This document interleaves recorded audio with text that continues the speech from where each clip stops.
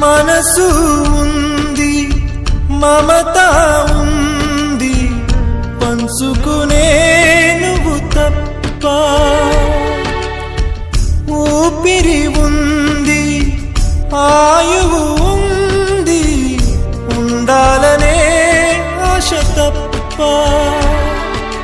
ప్రేమంటేనే శాశ్వత విరహం అంతేనా?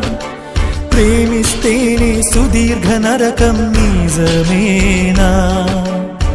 ఎవరిని అడగాలి నన్ను తప్ప?